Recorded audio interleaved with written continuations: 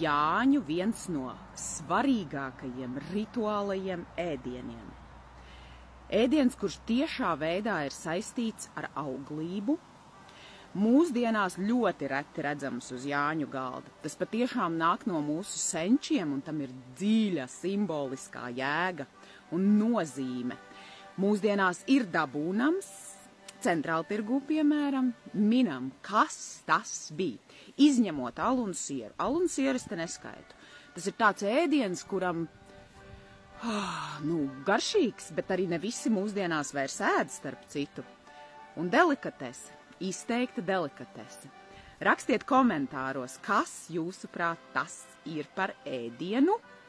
Patiesībā tas drīzāk laikam ir produkts. Vai kā lai pasaka, miniet, rakstiet komentāros un varbūt uzrakstiet arī savu pieredzi, esat kaut kur ēduši, jo es saku, mūsdienās pat ne visi vairs ēd to. Tas maģiskais Jāņu ēdiens, kurš ir saistīts ar auglību, un kas nav siers vai alus vai pīrādziņi, ir ļoti nozīmīgs uz Jāņu galda. Mūsdienās ne visi ēd, bet lielai daļai tomēr garšo. Tā ir delikatese. Un tas ir zutis, tā ir zivs. Noteikti uz Jāņu galda ir jābūt zivīm, ja jūs vien varat. Un zutis tas ir jau vienkārši izcili, un tas ir jau maģiski. Es esmu bijis ļoti retos Jāņos mūsdienās, kur uz galda ir zutis.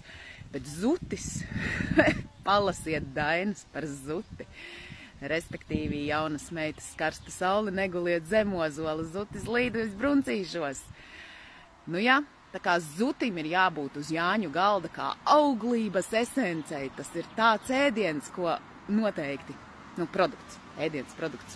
Zutis, neaizmirstiet Jāņos par zuti.